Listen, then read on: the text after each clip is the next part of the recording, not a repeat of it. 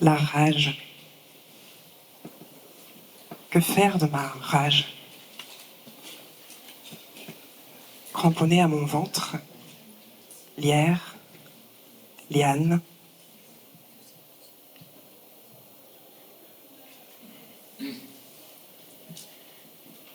Respire, me dit-on. Mon souffle court, nourrit les braises, et la rage brûle jusque dans l'os. Alors, doucement, je caresse son dos comme celui d'un chien apeuré. Aujourd'hui, j'arrose les fleurs.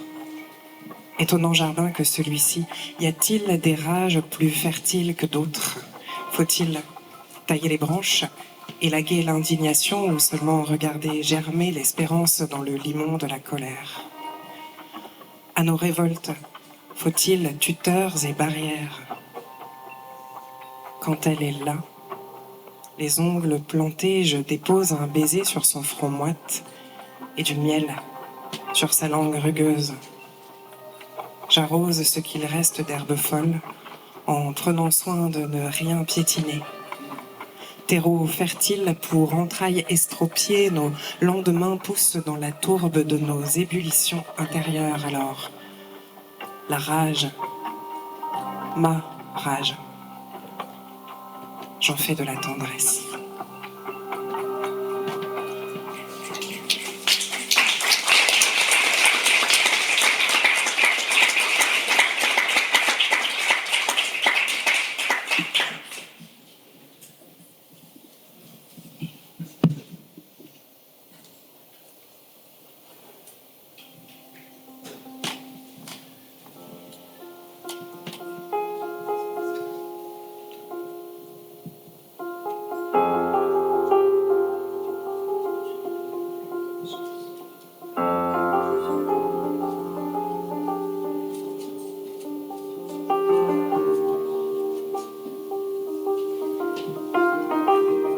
Ma mère est une héroïne. Elle a pris soin de 5 enfants et de ceux des autres. Elle a attendu bien longtemps avant de prendre soin d'elle. Et comme celle du texte de Clémence, elle n'a jamais su se trouver belle.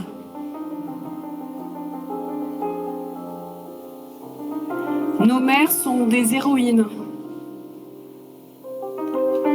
De leur ventre ont émergé des espoirs. Des vagues de vœux brisés dans les lames des diasporas. Des cris d'amour, des chants de rage contenus. Et de la tendresse aussi, sous forme de gâteaux trop sucrés, de caresses insuffisantes et de séries américaines au brushing L-netté.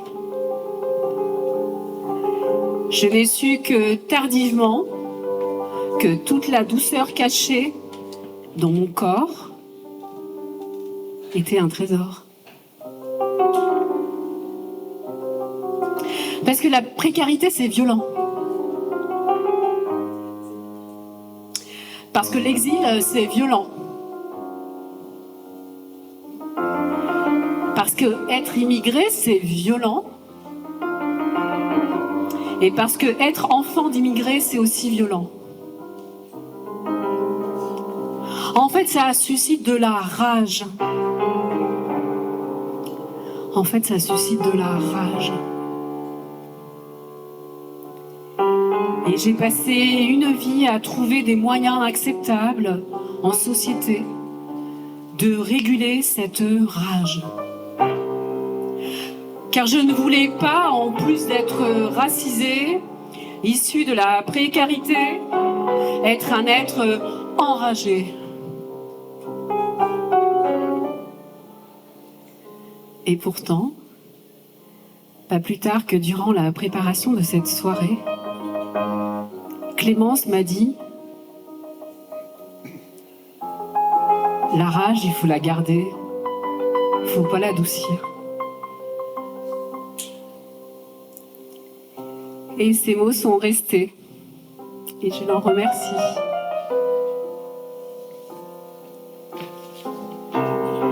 Ce soir, je suis très fière d'accueillir au sein du thème Femmes à rage et mots déglutis, Clémence Enflamme et Julie Lombé.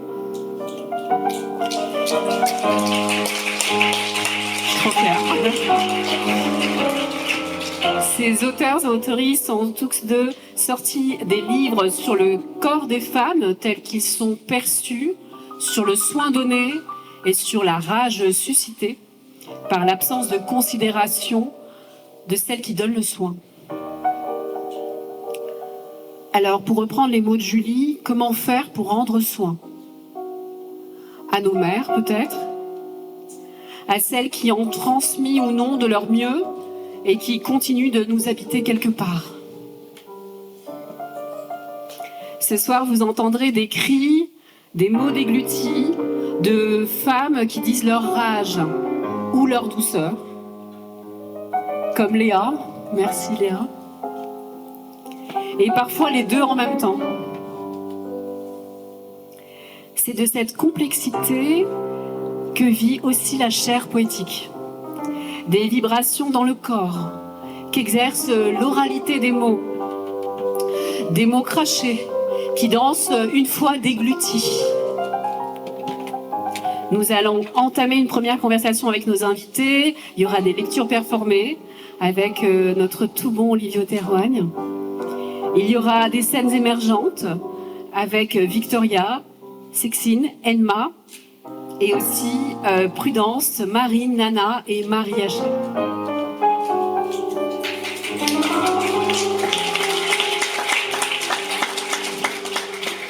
À l'entracte, vous retrouverez les livres de nos auteurices au cœur de la librairie Maelstrom et vous retrouverez aussi Léa à nouveau en performance et aussi pendant les dédicaces. Merci à tous les publics dans leur diversité d'être ici ce soir, si nombreux. Je reconnais beaucoup de têtes et il y a aussi des nouvelles têtes. Merci beaucoup d'être là et de nous soutenir. Merci à la Maison de la Francité de nous accueillir, toujours avec le cœur très ouvert. Et merci à ma sœur d'être venue de Toulouse.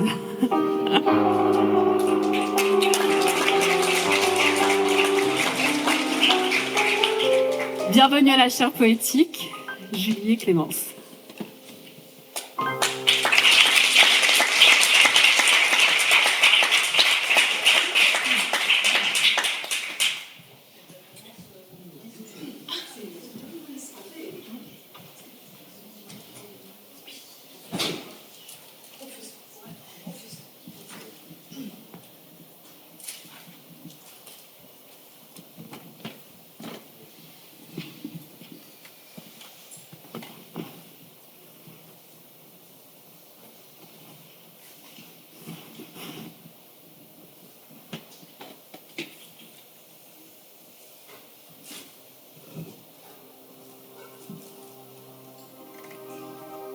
Ma mère m'a portée et moi, je porte les pleurs de l'univers. Ils me viennent de sa chair. Comme elle, avant moi, je porte les rêves perdus, les cauchemars invaincus, les mères seules qui trébuchent et les sorcières au bûcher.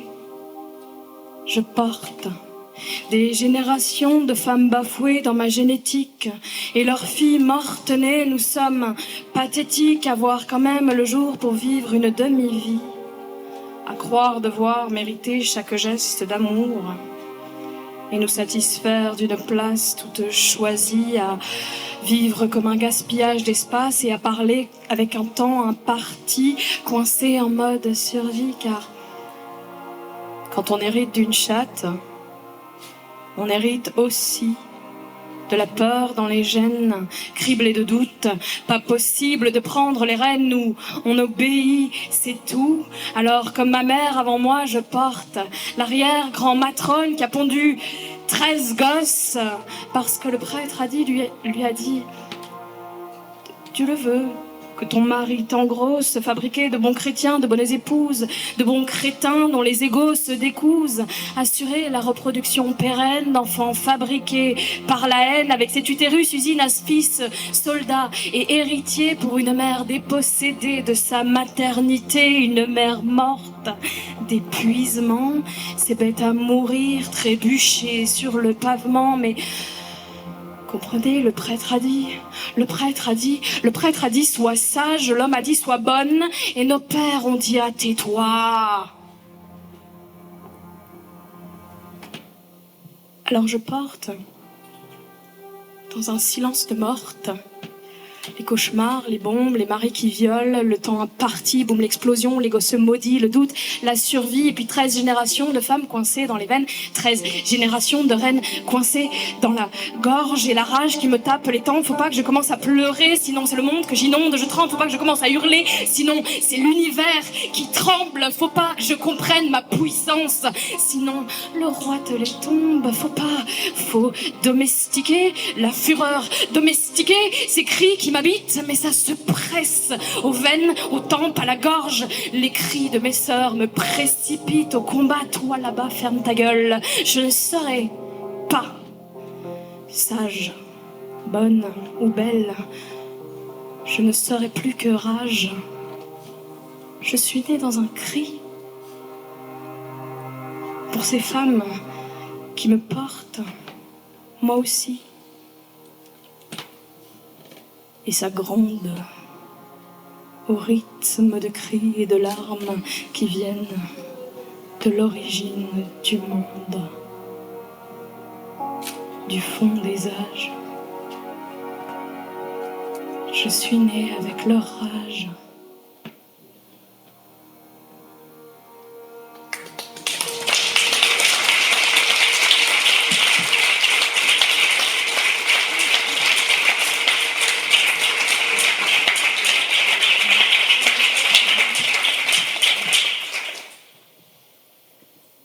Merci Clémence.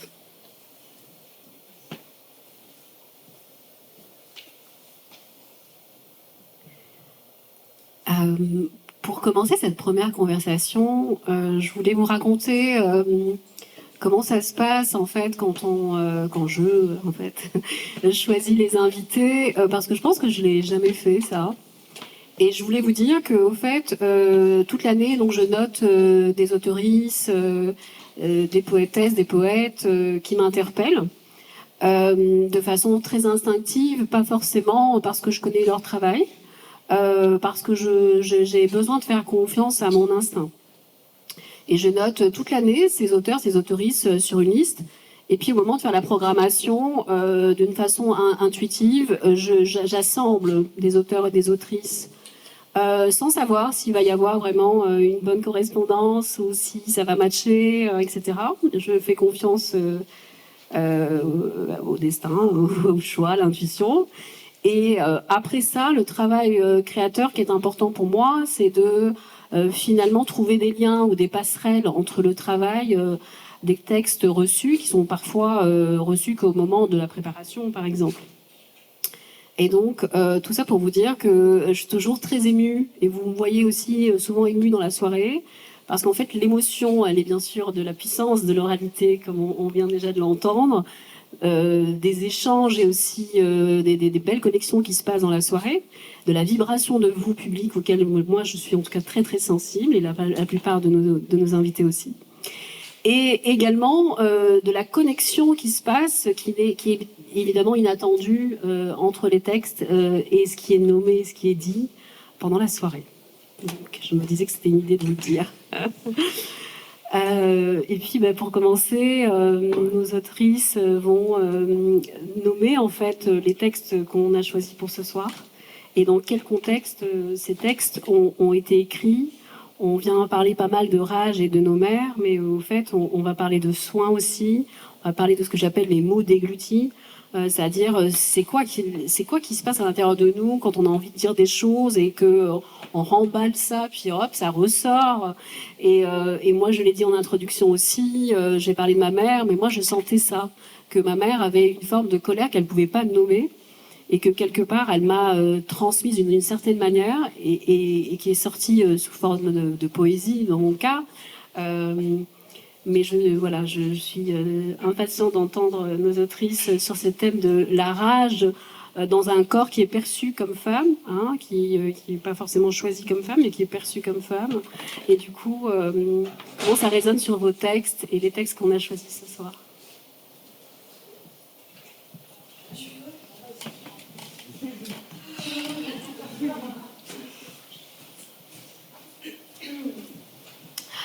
Que de sujets que tu viens de soulever là, comme ça. Par quel bout prendre la chose? Oui, les corps perçus comme étant féminins portent pas mal de choses, comme je viens un peu de le dire dans ce texte. Et comment on se défait de tous ces poids sur les épaules qui restent, en fait, on ne peut pas vraiment s'en défaire. Je pense que ça, du coup, c'est peut-être plus toi, Julie, qui en sais un rayon. Mais oui. C'est tellement large. En fait, je peine un peu à trouver un bout, là, tout de suite.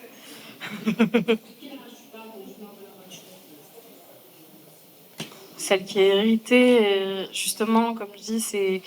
Alors elle bout de plus en plus, il y a quelque chose où il y a le couvercle là comme ça et on allume un cran plus fort à chaque fois qu'il se passe un truc, qu'il y a un mec qui te traite de salope dans la rue, qu'il y a un mec qui te regarde, qu'il y a quelqu'un qui te fait une remarque sur ton cul, et en fait, mais la température elle est déjà là, la casserole est déjà fermée et l'eau elle est déjà dans la casserole dès le début quoi.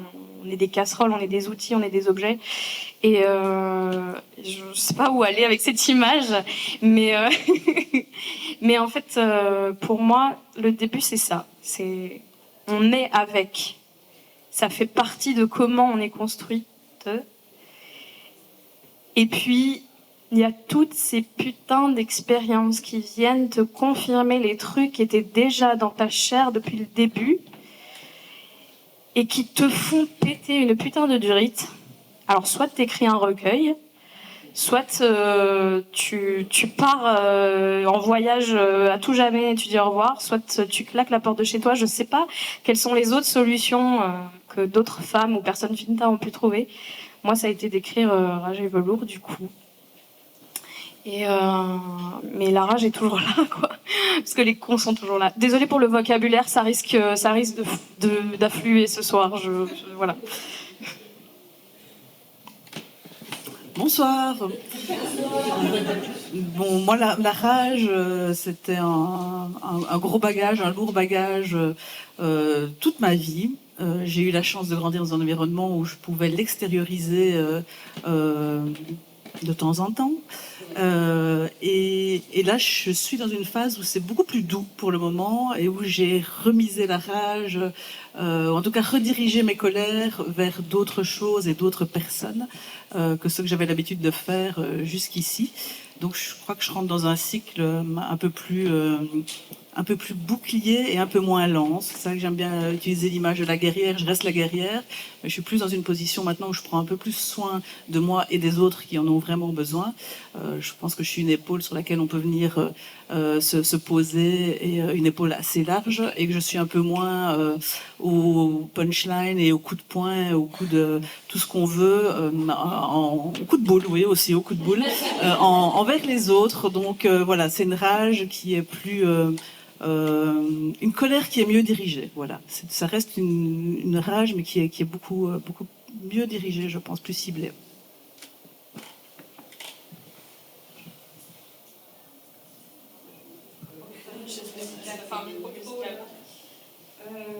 Ouais, tu parlais de marmite et de casserole, là, et moi, du coup, je me suis dit, tiens, c'est pas mal parce que j'avais retenu un très chouette texte issu de ce recueil que je vous encourage à trouver. Les féministes t'encouragent à quitter ton mari, tuer tes enfants, pratiquer la sorcellerie, détruire le capitalisme et devenir trans pédéguine. Alex Tamessia.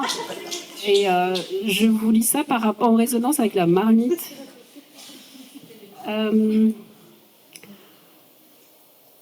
Tu veux bien être théière, à cause de la légende japonaise qui prétend qu'on répare leurs fissures avec de l'or. Plus tu craques, plus tu as de valeur. On demande peu de choses à une théière. Elle infuse, elle verse, elle bosse 1 heure au lever du soleil, parfois autant au coucher, une camomille et au lit. Le reste du temps, c'est sieste, un pot à thé, presque un poète. Tu veux bien être ça, une poétasse. Écrit Liliane Giraudon, tu deviens une poétesse. Je trouvais ça très cool.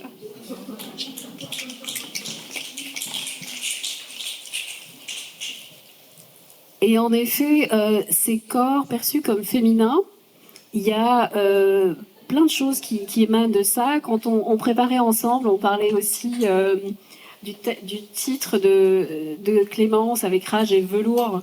Et donc on nommait notamment que le velours, c'était le rideau du théâtre, mais aussi la pilosité, tu disais, Julie. Et cette histoire de pilosité, ça m'a interpellée aussi par rapport au corps quand on est massothérapeute. Qu'est-ce qu'on voit des corps? Qu'est-ce que ça raconte, l'histoire d'un corps, en fait? Mais tout s'inscrit en fait en nous. Pour d'abord parler de la pilosité, c'est quelque chose qui est socialement, culturellement. Je pense que c'était mon tout premier slam qui parlait des poils et des femmes à poils. C'est quelque chose qui est proscrit. Voilà, moi je sais que j'ai sur les bras plus de poils certainement que la majorité des femmes ont sur leurs jambes et leurs chattes dans cette salle. Donc et je suis très à l'aise avec ça. Mais c'est du business, c'est du temps investi, c'est de la souffrance. C'est quelque chose contre lequel, à moins de passer au laser, on ne peut pas lutter. Donc c'est une course vaine. C'est comme toutes celles et ceux maintenant qui luttent contre le temps. C'est une course vaine. Donc arrêtez parce que c'est perdu d'avance. Donc ça c'est quelque chose effectivement qui est très genré. D'autant plus évidemment quand on est signé femme et genré en femme, c'est je vous apprends rien que voilà que c'est un commerce et que c'est quelque chose qui est très énergivore et surtout qui travaille sans cesse sur notre mental et qui n'est pas contrairement à ce qui est dit fait pour nous épanouir pleinement. Tout se marque, voilà, tout se marque, tous les accidents de la vie se marquent, tout ce qu'on picole en trop se marque, toutes les années se marquent, toutes nos déceptions, nos chagrins amoureux se marquent, nos gosses nous marquent, clairement. Donc effectivement, nos corps, c'est simplement le reflet de nos vies. On peut travailler ardemment à garder le cap et à pas trop s'éloigner des standards, etc. Mais voilà, nous sommes le vaisseau que nous portons toute la vie, donc on peut pas faire fi qu'on a un corps et une enveloppe corporelle qui dit des choses. Voilà, il y a une partie évidemment génétique. On est qui on est parce qu'on est né voilà comme ça. Mais il y a toute une série de choses, on va dire, de notre environnement dans lequel on a grandi, etc. Notre classe sociale, votre façon de vous tenir là. Je veux pas faire un petit celle qui coche des croix, mais à la façon dont vous êtes droit, vous tenez pas, à la façon dont vous êtes affalé comme ça, voilà, je peux vous dire peut-être dans quel milieu social vous avez grandi. Nous on est là trois, on n'est pas en main spreading comme ça, on est bien élégant, on prend pas trop de place, etc. Donc voilà, notre corporalité, elle est traversée par notre parcours de vie.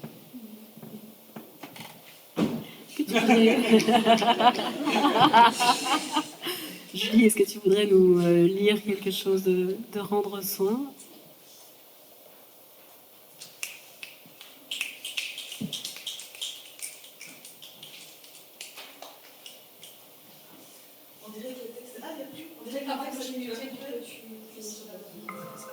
Non, pas de souci. Je dirais que le texte est choisi exprès pour répondre à ça. Ça vous parle aussi du processus créatif dans le cadre duquel, comment est-ce que moi j'écris ma pratique du soin. Je sors de cabine, aisselle en sueur, et aussitôt j'écris.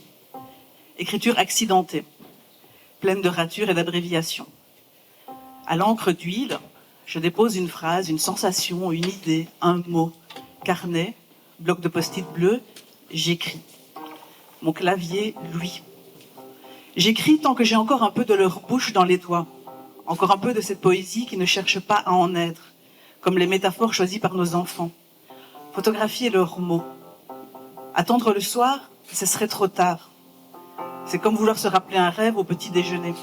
On a déjà trop interrompu sa propre pensée. C'est bien le seul institut qui vend plus de livres que de crème, qu'elle me dit. C'est le rayon beauté intérieure. Ça, je note. Je souris aux grands écarts. Je souris à la photo de Colette posant bras ouverts, frondeuse devant ses linéaires de cosmétiques. Sa note manuscrite nous demande si nous sommes pour ou contre le second métier de l'écrivain. Moi, je suis fière d'être masseuse. Fière de savoir que chaque soir, des gens s'endorment mieux grâce à moi. Quand j'ai dit à mes proches que je quittais le Graal du CDI et de la voiture de société pour reprendre des études d'esthéticienne, derrière les encouragements tièdes, c'est le moins qu'on puisse dire, il y avait des yeux grands comme ceux des mangas, où se logeait beaucoup d'incrédulité. Punchline d'or décerné à ma pas encore ex-belle-mère, tu n'as pas fait l'université pour aller piler des trous du cul, qu'elle m'a dit. Mes grandes paluches sont devenues des petites mains. Je fais un métier qui semble prêter à sourire. Je suis masseuse. Un métier dégradant. Un métier qui fait honte à beaucoup. Et puisque tout cela est honteux, alors on peut rapetisser, invisibiliser, exploiter, réifier, mépriser. C'est le qui existe ces métiers. J'ai trouvé une petite esthéticienne, ma femme de ménage, la nounou. Sur mon tablier, comme sur la feuille, moi j'essuie les hontes. Pétrir, écrire, sans phare. Regarder le monde de tout près tel qu'il est vraiment, sans son maquillage. Un monde qui, chaque jour, se ride. Le plus dur quand on est masseur, c'est de passer du soin à la boutique qui est juste à côté. C'est-à-dire qu'on prend soin et puis après on doit vendre. Voyez la vente comme un jeu. Vendre n'est pas sale, qu'elle nous martèle. La formatrice marketing nous rappelle que ce qui rapporte, ce n'est pas tant de faire des soins, mais de vendre après les soins. Ça prend 1 heure pour faire un massage, minimum, 3 minutes pour refourguer un produit. La marge horaire ne fait pas un pli. CJ Walker, Liliane Bettencourt, Estée Lauder, milliardaires. En faisant des traitements en cabine? Non, mesdames, en vendant des produits. Alors trouvez des clientes et vendez-leur des produits. Trouvez leurs points faibles, leurs failles narcissiques, leurs blessures profondes. Et foutez votre pied dans l'entrebâillement de leur manque d'estime. Entrez dans leur portefeuille par la tirette grande ouverte de leur peur. Vous, soyez lumineuse. En vous voyant, elles doivent se sentir vieilles, moches et malheureuses. Ou bien alors, il faut que vous trouviez une cliente qui se remet en selle. Ouais, vouloir séduire à nouveau, là, c'est banco, c'est jour de paix, abracadabra, moulaga. Et non, ce n'est pas de l'arnaque, non. On ne vend pas n'importe quel produit ici. Au-delà de la crème, au-delà du résultat, on vend un espoir. On vend de l'utopie, on vend de la joie, on vend du rêve. Et un rêve accessible à moins de 100 €, n'est-ce pas fantastique? Alors dans son joli petit pot, matin et soir, tu peux même le toucher du bout des doigts, ton rêve. Alors moi, dégagez les rabat-joie, s'il vous plaît. Dans la laideur du monde, quel esprit revêche peut refuser qu'on lui propose du beau? La beauté rend le monde meilleur. La beauté est un pouvoir, une promesse de jeunesse, de santé et même d'accès à l'amour. Alors, non, on ne ment pas, on ne ment pas. On enjolive, on oriente les imaginaires. On laisse voir ce qui pourrait être. On réinvente. Les esthéticiennes, en fait, elles font exactement comme toi. Elles font de la poésie. Et oui, de la poésie concrète, vivante, incarnée. Dans les boutiques des instituts, on métaphore, on euphémise, on joue sur les mots. C'est créatif, super créatif, l'écriture esthétique. C'est pas bio? Qu'importe. Écrivons naturel ou organique ou recettes naturelles. Voilà, ça c'est rassurant. Recettes traditionnelles même. Et foutez-moi 2-3 végétaux sur le packaging. Le tout, c'est d'être impressionniste et de rester flou. Ne contient pas d'ingrédients controversés. Voilà, et puis vous, là, trouvez-moi un wording évocateur et frais. Gelée marine. Ça sonne bien, ça, gelée marine, non? Bien mieux que aquacellulose paraffinium liquidium CL 42051 PEG parfum limonène. Bravo! Et puis vous, là, c'est quoi ce prix qui pue le hard discount? Revenez à Bourdieu, la distinction. Bon Dieu, gonflez-moi ce prix. Vous le valez bien.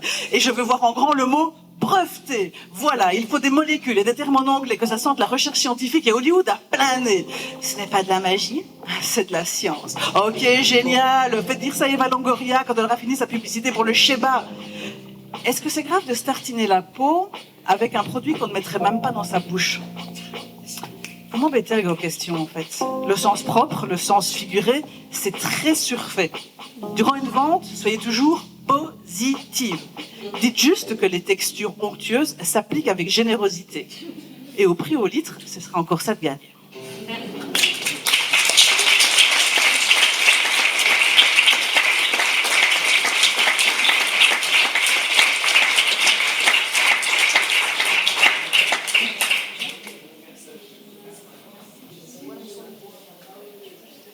Merci Julie. Mais donc tout ça pour être belle en fait. Essayez. Et donc c'est qui décide si on est belle ou pas après? Parce que dans ton texte par exemple, Clémence, il y avait cette phrase que j'ai reprise dans l'introduction qui était « Maman a dit, on n'est pas des belles femmes dans la famille ». Ma chérie, Ouais. maman met des draps sur les miroirs pour ne pas se voir, se trouver grosse, ça s'apprend, se trouver laide, ça s'entend. Qui t'a appris à toi, maman? On perpétue. On perpétue. C'est sociétal, c'est... Oui, effectivement, si tu poses la question, vraiment, alors c'est de loin, de loin. J'ai un autre texte que certaines connaissent peut-être dans la salle, qui s'appelle Vanité, qui parle de cette capitalisation du capitalisme sur nos complexes. Tu en parlais. En fait, c'est du business, tout ça aussi. On a créé des besoins et des problèmes à régler qui étaient non existants. On a marketé le rose pour les femmes, alors qu'avant c'était la couleur des hommes. Alors tout ça est très binaire, mais vous me comprenez. Les rasoirs, avant on se rasait pas.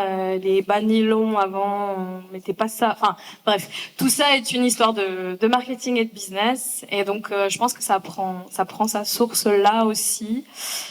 D'aucuns argumentent que des femmes plus fines sont des femmes plus faibles et donc plus soumettables. Je pense que toutes les circonstances de la montée du capitalisme et du patriarcat, qui sont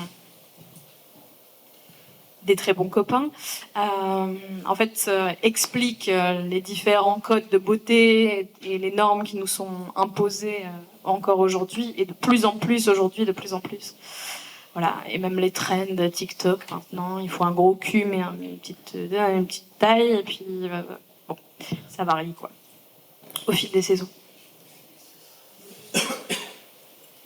Parfois, c'est juste aussi une question d'environnement. Si vous débarquez à Kinshasa avec le physique qui est le mien, vous êtes une reine. Donc, des fois, c'est juste l'époque qui est pas la bonne, ou l'environnement dans lequel vous évoluez qui est pas le bon. Les canons de beauté, ben voilà, c'est culturel, c'est bien sûr économique, mais c'est évidemment très culturel. Tu dis que c'est, je l'ai dit même moi-même, que c'est une course vaine, mais quand même, ça rapporte. Voilà, quand on correspond à certains canaux esthétiques, ben vous avez plus de chances d'avoir un emploi, vous avez plus de chances de vous faire remarquer, notamment dans le milieu artistique. Peut-être moins en poésie, on peut être moche, bon, ma foi. Mais en tout cas, si vous êtes musicienne, clairement, ben voilà, vous avez intérêt plus à ressembler, ou à moins d'être hyper talenteuse ou d'avoir un réseau de malades. Ben voilà, Angèle avec ma tronche, elle a pas sa carrière, quoi. Donc clairement, c'est quelque chose qui est quand même, on n'a pas le critiquer, c'est quelque chose, être beau, standardement beau, c'est quelque chose qui a un avantage compétitif certain pour les femmes et les hommes également. Mais voilà, on se pose moins la question. Hein, Olivier, tu te poses la question avant de venir comme ça. Oh, vous le voyez, il n'est même pas coiffé. Putain, nous, on a passé là, comme ça du temps à se préparer pour venir. Et non, les mecs, ils s'en foutent. En fait, ils s'en foutent. C'est au talent et c'est génial. Et c'est vraiment génial. Mais nous, on a une pression supplémentaire qui fait que on n'a pas le loisir d'être moche tous les jours. Voilà, de temps en temps, il faut absolument pas ça pour toi, je précise. Mais c'est quelque chose auquel on doit être quand même vachement plus attentive. Ouais, puis c'est... Je fais des cœurs avec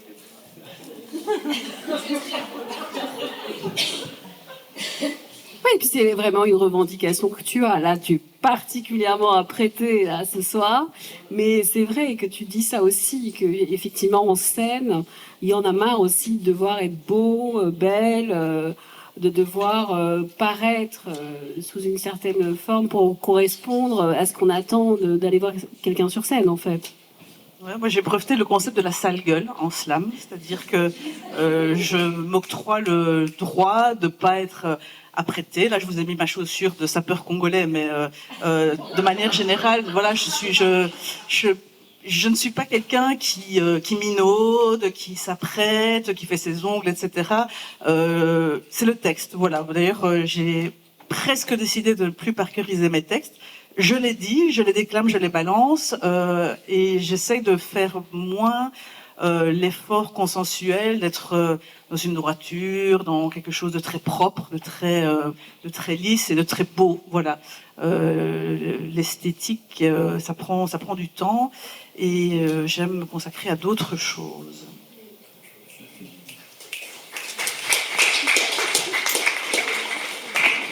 Ça me faisait penser, Clémence, aussi, dans ton texte, tu parles aussi des codes vestimentaires qu'on a et qui disent quelque chose aussi de là où on vient. Tu parles aussi des villes, vous venez toutes les deux de Namur, je pense, et aussi tu parles des villes et de ce que la ville nous renvoie aussi sur nous. Tu peux nous en dire quelques mots de ça? Qu'est-ce que je peux dire de ça? Non, c'est sûr que... alors, je vais pas faire de la redite. Même la posture qu'on a, la manière dont on se pose sur une chaise, à un endroit, en dit long sur notre provenance socio-culturelle, etc. etc. Alors moi, je viens effectivement de Namur. J'ai un peu cherché l'émancipation en allant à Louvain-Neuve, où je me suis fait violer. Du coup, je dis, ok, je retourne à Namur. Et puis j'ai décidé de partir sur Bruxelles parce qu'en fait, la ville de Namur m'étouffait complètement. Parce que en fait, c'est ce qu'on appelle une ville fantôme. Il me semble que ce terme existe encore maintenant. Hein. Pour en parler, c'est en fait une ville où il se passe assez peu de choses. Ou en tout cas, moi, quand j'y ai grandi, il s'est passé assez peu de choses au niveau culturel, artistique, etc. Et donc, voilà, merci. Voilà. C'est pour ça la ville fantôme, parce que vraiment, après 22h, il n'y a personne dans les rues. Et donc, j'ai cherché autre chose. Mais après, on se heurte clairement à des réalités qui sont différentes dans d'autres villes aussi. Parce que les mentalités sont plus fermées à Namur. Après, à Louvain-Neuve, c'est dangereux, quoi, du coup. Et Bruxelles, c'est tellement une grande ville. À tous les coins de rue, il y a du danger, quoi. Donc, mais bon. Et les codes vestimentaires, dans tout ça, les codes vestimentaires sont pas les mêmes en fonction de la ville où on est. Je sais pas si vous êtes d'accord avec moi. Moi, je m'habille pas pareil à Namur qu'à Bruxelles, parce que à Bruxelles, je sais que c'est un flot de personnes si énorme qu'au final, si je me coiffe bizarrement, si je m'habille bizarrement, les gens vont être là. Oui, d'accord. Qu'à Namur, c'est plus, il y a plus de jugement et voilà. Est-ce que tu voudrais nous lire autre chose de Rage et Velours? Oui, c'est vrai qu'en fait, ça me faisait vachement écho avec un de mes textes, celui que tu as lu, Julie. Donc si c'est ok, ça me plairait bien. Surtout que je me rends compte que pour parler, je suis pas très à l'aise comme ça. C'est mieux quand c'est mon texte déjà écrit, genre le scénar est écrit, on est bien. Je me permets.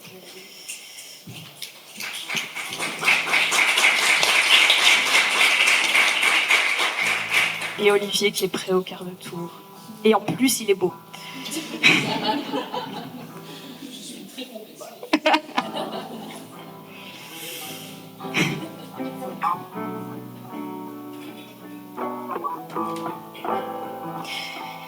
T'es pas belle quand tu pleures, Annie.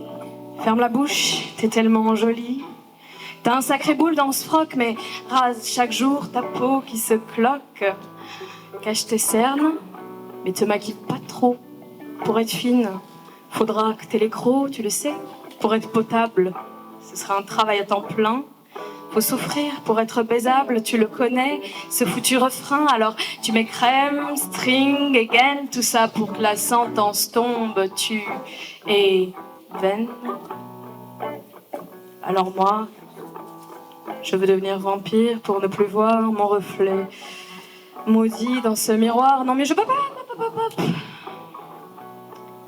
T'es pas sexe quand tu cries, babe. Toutes les insoumises sont laides, alors soumets-toi au dictat de beauté du patriarcat. Constamment en hésitation, suis-je un canon ou bien un ton? Tu subis ce réflexe du cortex, notre société l'a bien ancré. Tout ça pour capitaliser sans complexe les insécurités qu'elle crée. Alors tu mets crème, string et gaine, tout ça pour que la sentence tombe. Tu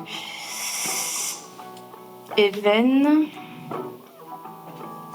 Alors moi, je veux devenir vampire pour ne plus voir mon reflet maudit dans ce miroir. Non mieux, je veux devenir méduse et d'un regard te changer en pierre à gare. Non mieux, t'es plus hot quand t'es humble, chérie, domestiquée par dysphorie. Puis si ton physique est plaisant, bonus, privilège hiérarchisant. Quand ta valeur, elle se calcule, galbe du sein plus courbe du cul. Quand le désir qu'ils ont pour toi est ton unique capital. Leur approbation, ta seule foi, il reste bien dompté ton mental. Alors tu mets crème, string et gaine, tout ça pour que la sentence tombe, tu es vaine. Alors moi, je veux devenir vampire pour ne plus voir mon reflet maudit dans ce miroir. Non mieux, je veux devenir méduse et d'un regard te changer en pierre à gare. Non mieux, je veux devenir l'hydre de Lerne, coupe ma tête. De nouvelles se ramènent, être monstrueuse comme une sirène hypnotisée. Tes yeux qui traînent et t'entraîner vers les tréfonds que tu es beau dans ce typhon.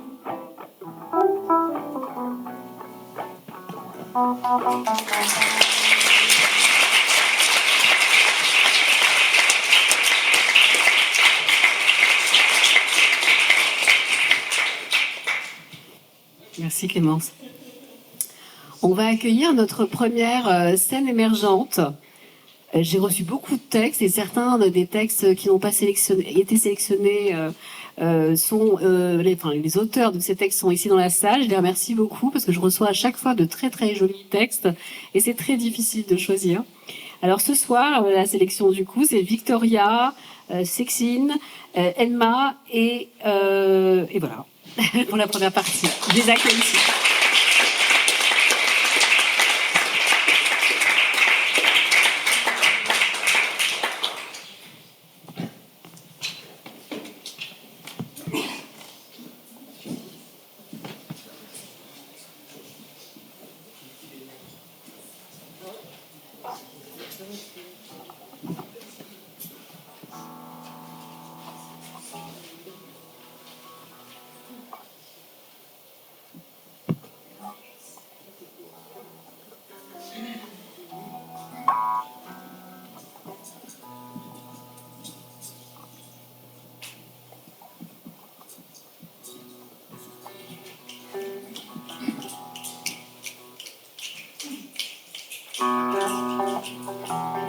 On m'a donné des coups et je les ai rendus. On m'a donné des coups et je les ai rendus. Je veux dire mon poing dans son visage et mes ongles dans sa chair. Je veux dire ma main qui agrippe ses cheveux et mon poing qui atterrit dans son estomac. Je veux dire la rage entière et totale qui ne veut pas se cacher. Ne plus la cacher. La subir. La laisser m'enliser, la laisser me faire oublier, attendre le moment succinct, l'apothéose, le spectacle clownesque de ma rage qui, incapable de disparaître, finira en torrent de cris qu'on ne peut pousser nulle part. Maman a toujours dit, il ne faut pas déranger les voisins. Lorsque le matin s'éveille et que le ciel gris de la ville se présente, les premières pensées du cerveau, celles d'après l'oubli de soi, sont les dettes, la tromperie, La violence subie est pas choisie, la violence consciente est donnée. Tu vois, j'aimerais que ce soit autrement. J'aimerais du repos dans le cerveau, j'aimerais être autre. Petite, je voulais être un garçon. Petite, je voulais déjà partir. La rage au corps est là depuis l'enfance, mais remodelée par une empathie féminine trop genrée, une gentillesse qui se tait et qui se laisse pourrir. On sourit et on ne dit rien, se laisser couler, subir, se soumettre, devenir bourreau. Est-ce que je suis belle? Je veux dire, est-ce que tu me trouves belle? Quand les muscles gorgés de sang te crient au visage, tout ce qui est accumulé un temps finira par sortir sur ton corps de manière dégueulasse que j'ai envie d'éclater à l'instant T. Est-ce que ma capacité à m'oublier a une quelconque chose à offrir à ce monde? Qui suis-je? D'où vient la boule dans le ventre? Parfois, je m'imagine batte de baseball. Batte de baseball qui ne laisse plus rien passer. Voilà que je t'éclate la gueule à toi et à toi. Sourire sur le visage. Explosion de sang dégueulasse, jaillissement d'organes comme feu d'artifice. Et moi, en batte, en dur, en raide, en bois, rempli, finalement, d'une espèce de sensation de justice. Enfin, l'injustice. Toujours. Alors je veux dire, ma rage n'est pas à vendre. Je la garde là, encrassée dans mes trous de peau qui ne savent plus respirer. J'ai appris qu'on peut continuer à vivre sans sommation.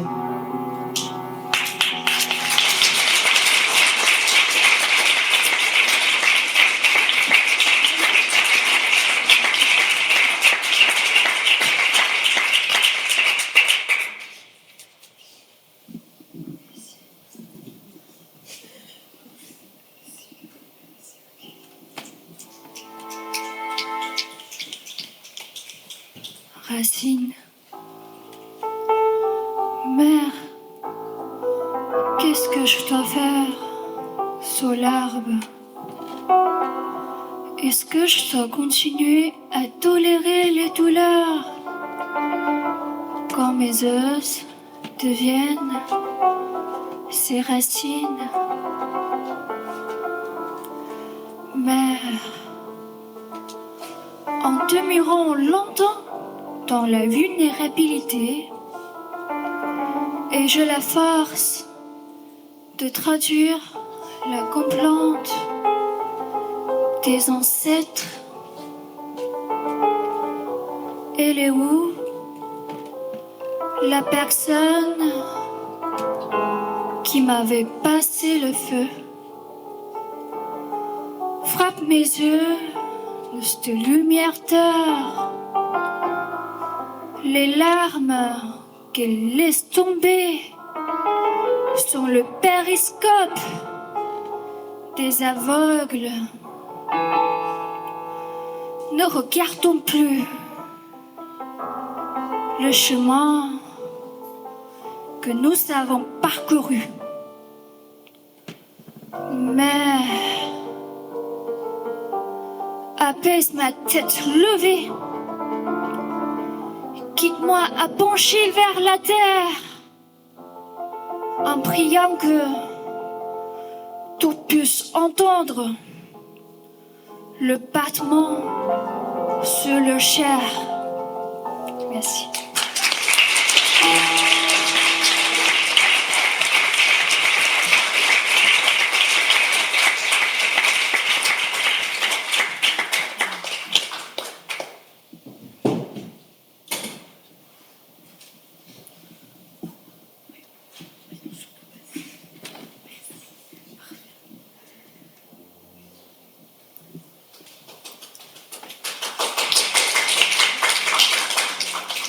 Jouissante, souffrance. Je suis blessée, je suis abîmée, je suis écorchée. Comme tout le monde? Pas vraiment. Tout le monde a déjà un jour ressenti la douleur, ou encore l'amour. Mais parfois, quand je me regarde, Je me dis que je suis fière de tous ces coups de lame. Je pleure, mais je ne pleure pas. Je ne me dis pas pourquoi moi. J'accepte, j'encaisse et je m'écorche avec plaisir. Maso, peut-être au lit, dans la vraie vie, peut-être aussi. Mais qu'y a-t-il de plus ridicule que quelqu'un qui pleure pour un simple bidule à côté d'une femme qui sourit, alors qu'entre ses cuisses se trouve le souvenir, ou plutôt le cauchemar, de ce mec de la gare. Violé, pourquoi faudrait-il pleurer? Ce ne sont que des banalités. Alors oui, je suis écorchée, mais c'est ce que j'aime chez moi, une jouissante souffrance qui me permet de tâcher ce papier d'encre, qui me renforce, qui fait de moi cette créature féroce, cette bête, ou plutôt cette femme écorchée. Une femme, pas une simple âme. Tantôt sorcière, tantôt victime, tantôt soumise, tantôt actrice, tu ne sais que faire de cette créature. Je t'assure, la solution n'est pas la torture. Et pourtant, tu te tiens tranquille, parce que tu la sais docile. Mais le jour où elle tiendra entre ses dents ton pénis, je t'assure, tu connaîtras à ton tour les conséquences du vice. Alors très cher, quand vas-tu te révolter? Comptes-tu encore longtemps cette vision incarnée? Une pute, une salope, une manipulatrice, une femme, une battante, une victime. Je ne sais plus qui je suis, mais toi, tu le sais mieux que moi. Peut-être, peut-on être les deux à la fois? Après tout, le manichéisme n'existe que dans des contes de fées ou au sein des personnes qui essayent de se rassurer. Et si le mal, je le faisais à moi? Qu'est-ce que ça veut dire de moi? Qu'est-ce qui se reflète lorsque je suis face à mon miroir et à mes défaites? Non, ici ce n'est pas votre regard dont il est question, mais le mien dans cette fiction. Tantôt je m'aime, tantôt me déteste. Un diable ou un ange, ou les deux peut-être? Au final, c'est ce qui me plaît le mieux. Une soumise qui domine, c'est tout ce que je suis. Un oxymore, une antithèse? Une antithèse? Tu diras encore que je te prends la tête. Mais comment faire quand dans ton fondement même se définissent des choses contraires? Enfermé mais exposé, montré mais caché. Que faut-il faire de nous? On dérange, on fait peur, on est insignifiante, on est défaillante. Vous ne le savez pas, mais ignorante, nous ne le sommes pas. Alors juste de ma voix, ou plutôt de ma plume, pour que ces mots jouissent de mes plaies libératrices, pour que notre combat soit celui, non pas de l'une, mais de chacun et de chacune.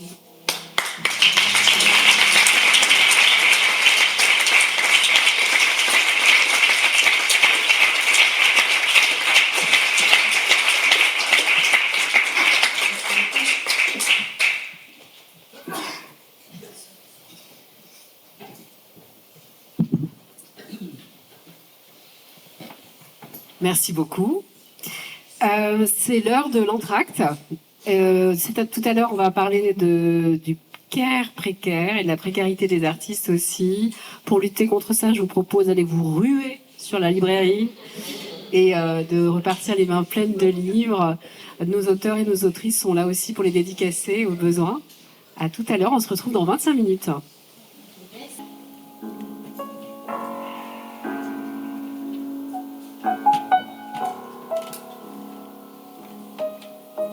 Tu te souviens? Tu te souviens de ton premier cri? Tu venais juste de naître fille et on a décidé pour toi. Quand on naît fille, c'est en rose qu'on s'habille. Tu te souviens après, quand on t'a dit de pas rire trop fort? Tu te rappelles? Tu te rappelles bien. Moi, je me souviens qu'il fallait porter des robes, même si elles remontent quand on fait du toboggan, même s'il n'y a pas de poche pour ranger des marrons dedans, même si toi tu voulais un futal comme les copains, une casquette sur la tête plutôt qu'un sac à main et les cheveux courts. Parce que les cheveux courts, ça tombe pas dans les yeux. Tu te souviens? T'avais le droit de pleurer, ça oui, mais sois mignonne, prends pas trop de place et va jouer. Tu te souviens quand tata et maman et mamie, quand tonton et la boulangère et le monsieur que tu connaissais pas, tu te souviens quand ils ont commencé à te demander si t'avais un amoureux? Alors que toi, ce que tu voulais, c'était aimer la terre entière, prendre le monde dans tes bras, serrer la vie contre tes hanches, aimer, tu vois, pour toi, c'était pas avoir un amoureux, c'était en avoir plein. Fille, garçon, tu t'en foutais, tu faisais des bisous sur la bouche, tu prenais tout le monde dans tes bras, dans la cour de la maternelle, tu prenais ton pied jusqu'au ciel avec les copains sur cette marelle dessinée à la craie. Et pour toi, c'était parfait comme ça. Tu te souviens?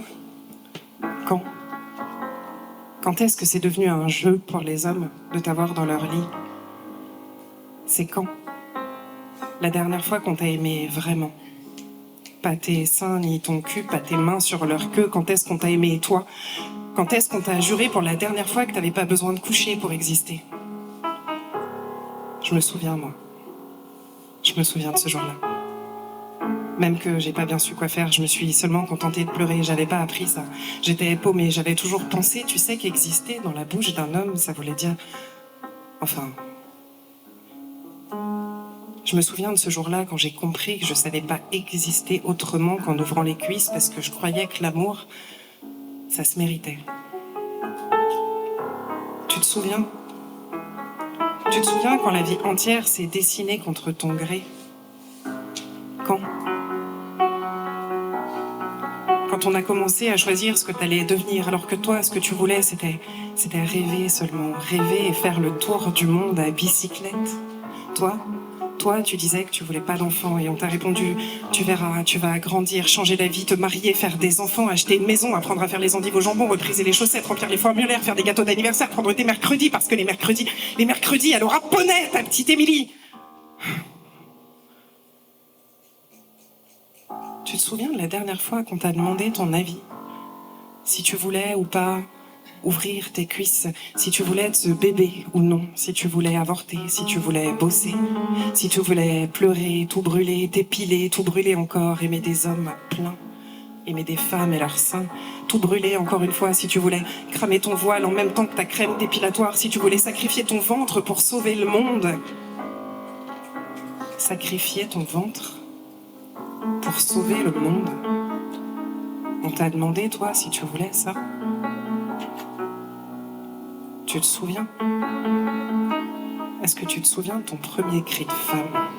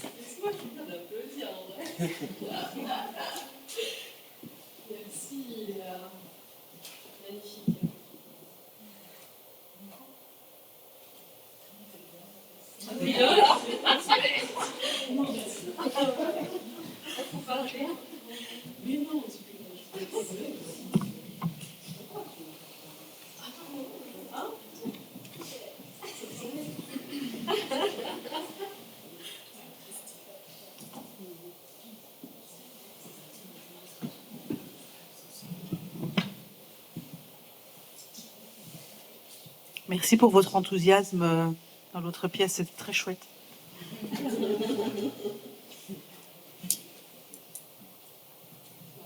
Nos publics sont dingues. Je voulais reprendre sur une partie d'un texte qui m'a beaucoup touchée, marqué, qui est de Sarah Ahmed, Manuel rabat-joie féministe. Je vous recommande.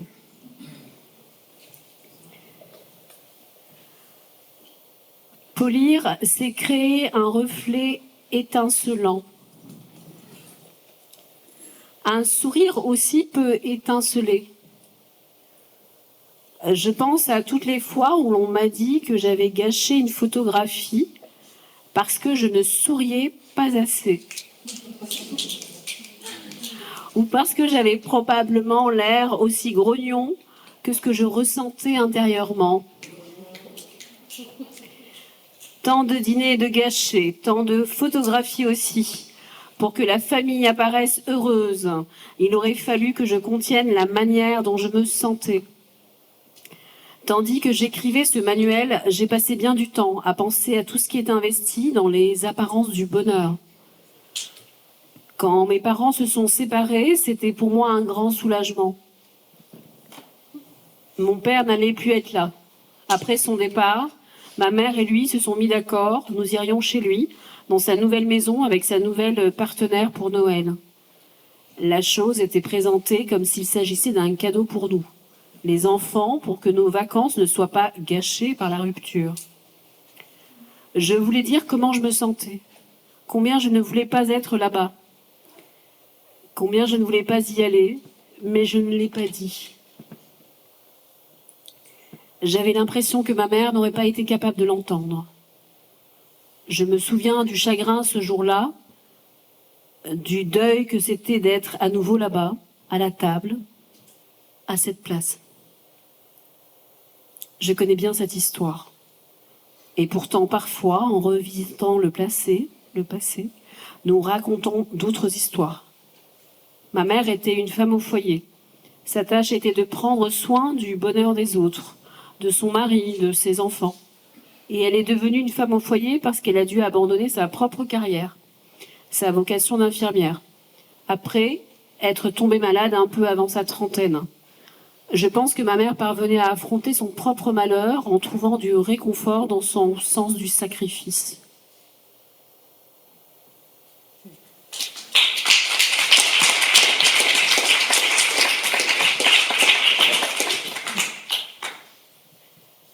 J'avais choisi cet extrait aussi parce que ça me donnait une résonance sur cette idée d'abnégation et de soins qu'on porte aux autres, qu'on a ressenti peut-être de nos mères, mais aussi dans notre façon de prendre soin des autres. Moi, en tout cas, dans ma vie de femme, je ressens ça aussi, puisque je suis aussi praticienne du soin, enfin psychothérapeute. Et je connais ça. Je connais ce qu'elle dit là, sur cette idée du sacrifice et de ce que moi aussi ma mère m'a transmis sur l'idée d'être après les autres. Et je ressens ça aussi dans vos textes, que ce soit par rapport à la mère qui est décrite, que ce soit aussi dans l'idée de pratiquer le soin, de qui va rendre soin en fait, qui va prendre des soins des personnes qui donnent des mots, qui donnent de l'amour, qui donnent des émotions, qui donnent du temps, de l'attention, qui rend en fait ça. C'était une question. Qui rend ça? J'espère les personnes qui sont les premiers bénéficiaires de tout notre amour, de tout notre temps, de toute notre attention. Après, c'est pas forcément quelque chose qui est très bilatéral. Moi, j'aime bien l'idée que tu puisses prendre soin de nous en nous accueillant ce soir et que nous, à notre tour, après, on organisera une scène ailleurs où nous, on prendra soin d'autres, etc. Et que ce soit un soin collectif et qui tourne comme ça, c'est quelque chose qui est bien, et parce qu'on a parfois des deuils à faire, que le soin donné à quelqu'un ne nous sera jamais rendu par la personne à qui on l'a donné, mais qu'on peut aller le chercher dans nos amitiés, dans nos adelphités, dans nos amours divers et variés.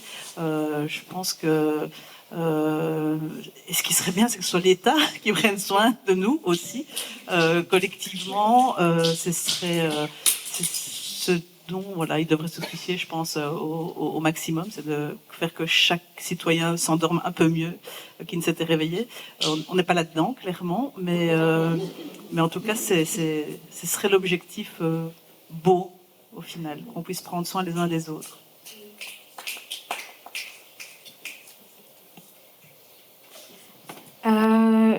Comme je l'ai un peu dit en première partie, s'il n'y a pas de script, moi je suis perdue.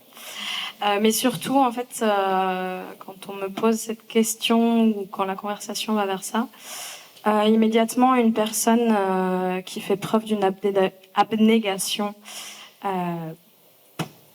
totale, c'est Asma Solista, que beaucoup ici connaissent, je pense, qui a sorti Bris de verre en même temps que moi j'ai sorti Rage et Velours l'année passée, et qui nous écrit un texte que j'aimerais bien vous partager, si c'est OK. Alors, il faut juste...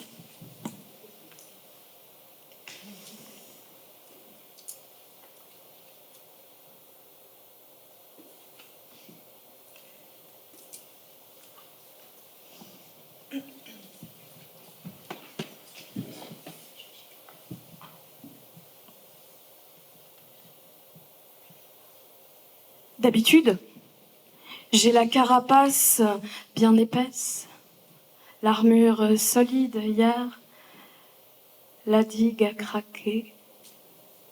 J'avais les bras chargés des sacs et des bassines, juste un peu trop lourds à apporter aux expulsés, faire les courses, des sacs, des biberons et des couches, des bassines et des seaux pour remplacer les douches, traverser les bouchons chargés, encore des sacs pour le nouveau-né et sa maman qui vient d'accoucher, retraverser les bouchons avec le sien toujours bien fixé pour que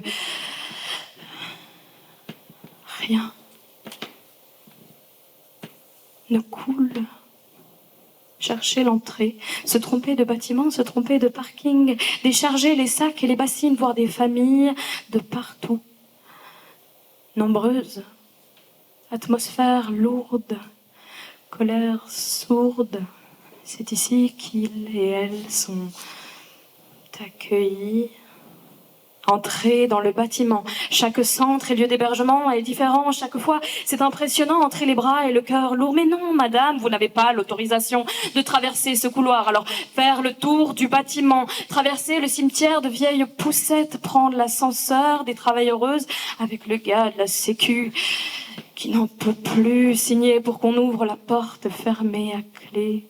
Sur les femmes, entrées, une sorte de salle de réunion transformée en living invivable, des sacs par terre éparpillés, des femmes inquiètes, choquées, qui racontent leur drame, leur colère. Et puis la maman d'un nouveau-né qui devrait être alité m'emmène dans sa chambre. Et là, sur un des lits de camp, caché sous une couverture de grands, ce petit être minuscule qui a l'air si paisible. Entendre merci, dire courage, ressortir, re-signer, re-ascenseur, re-parking, des poussettes, arriver dans la voiture, plus de bassine, digue qui déborde, retraverser les bouchons sans le sien, ça coule, ça fait presque du bien, arriver à destination, essayer de remettre son armure, mais elle est bien trop lourde et mes bras n'en peuvent plus, oser pleurer en public, casser l'ambiance et puis raconter ce qui se passe dehors, pas loin, puis plonger dans le slam avec mon collier de larmes. Hier,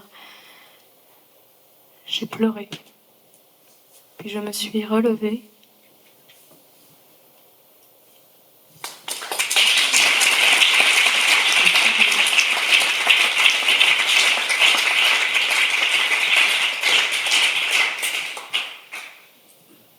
Tu avais envie de répondre avec aussi un texte, Julie?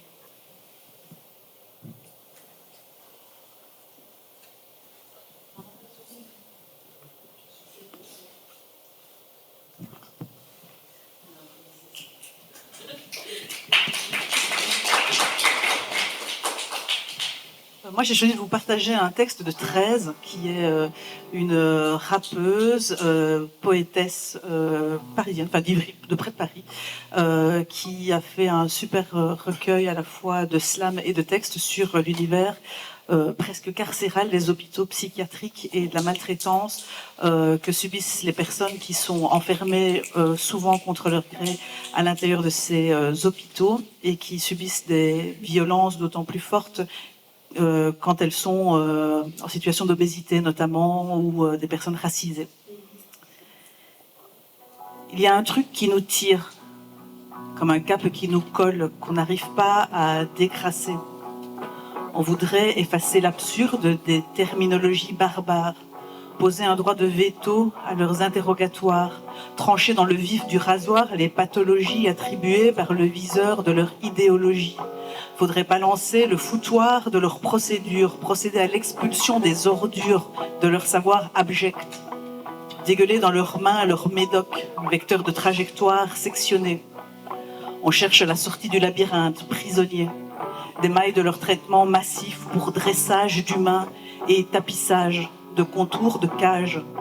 Sous les coups de l'artillerie pharmaceutique, on abandonne une à une nos plumes d'humanité.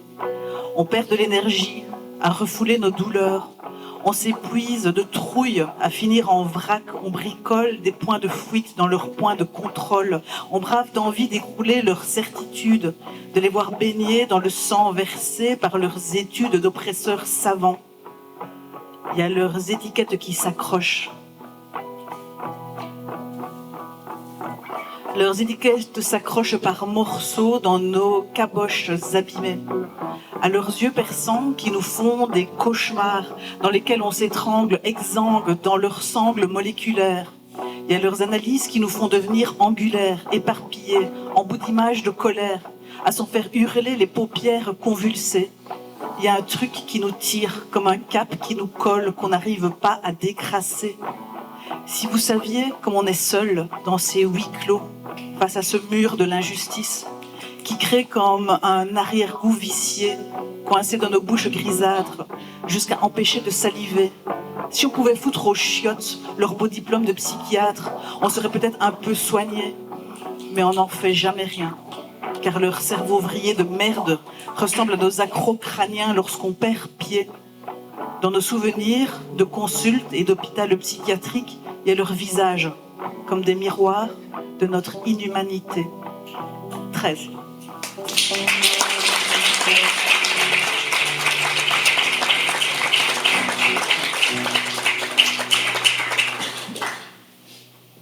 Merci Julie.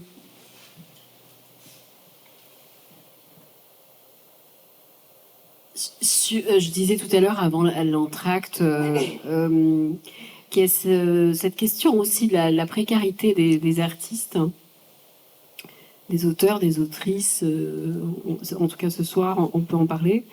Et en effet, il y a toujours cette idée qu'on romantise ça. C'est-à-dire que l'auteur, l'autrice, l'artiste, il vit, on disait tout à l'heure, d'amour et d'eau fraîche, et des fois pas d'amour en vrai, de juste d'eau fraîche. Il y a un truc complètement ridicule là-dedans. Et en vrai, on a des loyers à payer et tout ça, des factures comme tout le monde.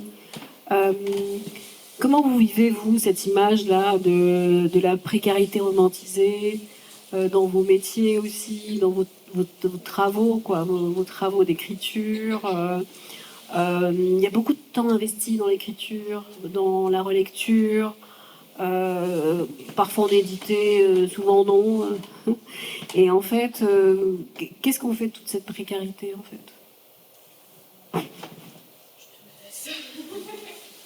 Moi, je romantise absolument pas la précarité. Mais alors là, vraiment, vraiment pas. Il y en a ici qui ont vu Pauvre fille, dans lequel je casse un peu justement tous les angles d'attaque qui paupérisent les femmes. Et la précarité, c'est super délétère pour nos santé. Voilà, tout simplement, être précaire, voire être pauvre, c'est juste une porte d'entrée vers toutes les douleurs qu'on peut avoir au niveau psychique, parce qu'on dort pas, parce qu'on mange pas bien, parce que ça tourne en boucle dans notre tête. J'aime bien l'idée du droit à l'aisance défendu par le Rassemblement Wallon contre la pauvreté, qui va un peu plus loin que juste payer ses factures. C'est pas ça la vie, juste payer ses factures. C'est bien. Avec Raïssa Yawali, on rigolait là-dessus en disant, mais en fait non, maintenant on va exiger qu'en fait on veut pouvoir voyager, on veut pouvoir aller faire des résidences, on veut inviter nos potes au resto, et c'est pas juste payer ses factures qu'on veut. Maintenant on veut et on aimerait que ce soit un truc, que ce soit pas juste le minimum qui soit demandé, mais qu'on puisse rêver un peu plus haut que ça. Et donc la précarité, elle est là. Moi, je suis pas pauvre, je suis précaire, c'est-à-dire que je peux partir en vacances, mes gosses ne manquent de rien. Mais si je fais un crash avec ma bagnole, je sais pas m'en racheter une, clairement. Donc c'est quelque chose qui me travaille. Moi, je suis indépendante, j'ai pas de statut d'artiste, j'ai pas de rentrée autre que ma force de travail. Et donc ça crée un stress particulier. Limité parce que ça fait 15 ans, donc maintenant ça roule, quoi, mais n'ai pas le droit à la blessure. Voilà, je n'ai pas le droit à la blessure, je n'ai pas le droit, je mets des gros guillemets, je n'ai pas le luxe de pouvoir m'arrêter pour me dire je suis en burn-out, j'arrête pendant 6 mois. Ça, c'est quelque chose, le monde des indépendants, c'est quelque chose qui n'existe pas. Voilà, les indépendants, ils sont pas en burn-out, ils suicident, quoi. Voilà, ça fait partie des choses très brutales, mais effectivement, les soignants, les artisans, c'est des professions, des statuts, en tout cas des statuts non protégés, qui amplifie la probabilité de passer à l'acte en fait quand il y a une merde quelque part. Donc la précarité, ce n'est pas bon. De manière générale, bon, on va pas se mentir, c'est pas du tout romantique. Même si la poétesse écorchée qui vit dans son grenier, ouais, c'est beau pour l'image, mais voilà, mais pas pour nos santé.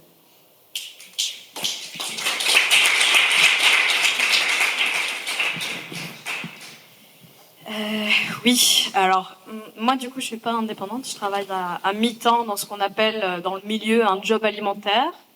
Qui connaît? Et donc et à côté de ça j'ai un mi-temps qui est un temps plein artistique et dans lequel en fait il y a une très large invisibilisation des tâches qui se cachent derrière genre je vous dis un texte, c'est bien, ça vous émeut, tout ça. Et puis en fait, derrière, il y a pas seulement l'avoir écrit, l'avoir répété, il y a en fait signer des machins, faire des... Alors ici, c'est un autre cas, mais faire des cachets, faire des trucs à la Smart, s'inscrire à la Smart, payer sa cotisation, s'inscrire à la SACD ou alors à la SCAM, c'est quoi le mieux? Mais du coup, il faut que j'aille pointer à la CAPAC parce que mon mi-temps alimentaire, en fait, est considéré comme n'étant pas un emploi suffisant pour ne pas devoir pointer au chômage. Donc je dois y aller du lundi, soit le lundi de 8h30 à 14h, ou le mercredi de 8h30 à 14h, ou le jeudi de 8h30 à 14h, ce qui sont les jours où je travaille. Donc je dois prendre congé pour aller pointer à la CAPAC pour le mi-temps de chômage qui n'est pas réel puisque je travaille pour ma carrière artistique. Enfin tout ça pour vous parler du fait qu'en fait il y en a plein qui le savent ici parce j'ai l'impression qu'il y a beaucoup d'artistes dans la salle. Bravo à vous tous. En fait, il y a énormément de tâches qui se cachent derrière l'artistique. Il n'y a pas d'eau fraîche, il n'y a pas d'amour. Enfin, si, il y a de l'amour, mais quand même. Et il y a un peu d'eau fraîche. Mais mais du coup, c'est tellement de travail. Et ce travail-là, il n'est pas connu des personnes qui vivent pas ça. Et alors, tu parlais de burn-out. Franchement, j'ai jamais été aussi proche du burn-out que depuis que je fais ce que j'aime dans la vie. Ce qui est assez frappant comme phrase parce que ça me fait vibrer, ça me fait vivre, c'est merveilleux tout ce qui peut ça m'émeut. C'est merveilleux tout ce qui peut se passer en moi quand je suis sur scène, quand je rencontre des gens. Tu disais on rencontre des gens, enfin on a rencontré des super chouettes personnes ou revu en tout cas des super chouettes personnes en dédicace et pour tout ça ça vaut la peine. Mais putain la fatigue elle est là. La fatigue et on est cramé en fait. C'est un truc de fou. Enfin voilà. Bref, donc pour la précarité des artistes, c'était ça ma réponse. Mais c'est cool, hein, et vraiment c'est très cool. Voilà. Alors là, sur la précarité des artistes. Ah, sur autre chose, la précarité. Oui, je pense à quelque chose. Tu veux le faire à deux? Tu veux faire comment?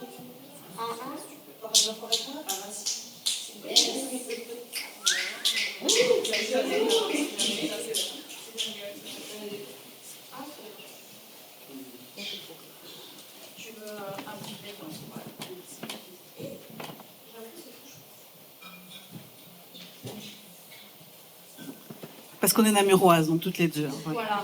D'origine. Si tu vas au Colreuil de Namur aujourd'hui, tu trouveras sur le mur des petites annonces entre les cours de batterie et l'affiche du trop vieux jardinier Alphonse. Juste en dessous d'un cœur à prendre, l'annonce honnête d'une maison à vendre. Maison de pauvres à vendre. En zone inondable, les sterputes font glouglou, la commune ne paye plus, enfin l'assurance ne paye plus, la commune ne fait rien. Pour vous, ça ira? Ça ira? La plomberie est remplaçable si vous êtes prête à en mettre le coup. Maison de pauvres à vendre. L'électricité date de sa construction en 1957. Les murs se fissurent à chaque passage de camion, mais le jardin est fleuri de jonquilles et de tagettes.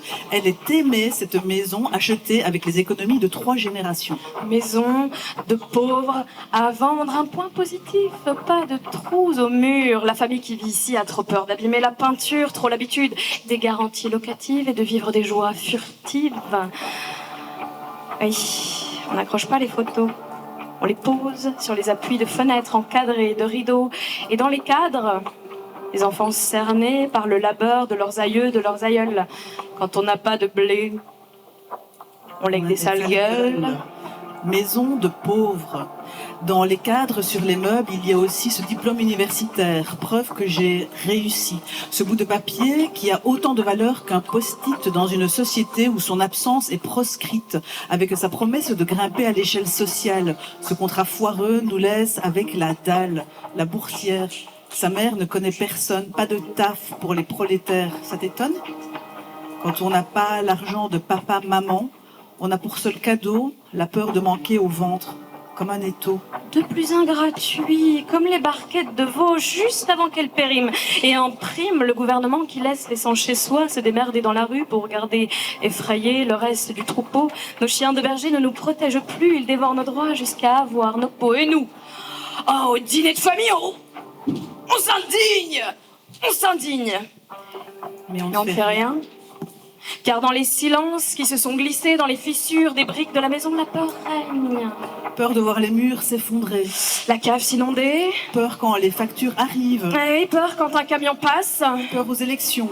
Ou peur de chuter davantage de classe. D'avoir faim. De manquer. Peur qu'il fasse froid. Qu'il pleuve.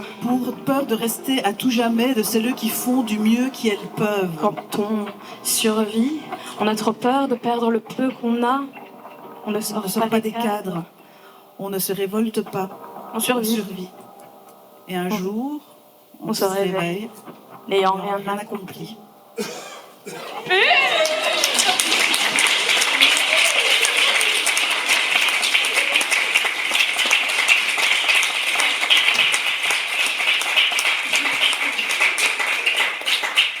Magnifique.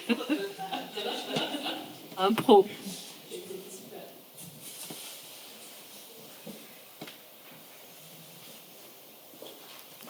Voilà, je vais appeler la deuxième scène émergente de la soirée avec une grande joie, Prudence, Marine, Nana et Marie-Hachel.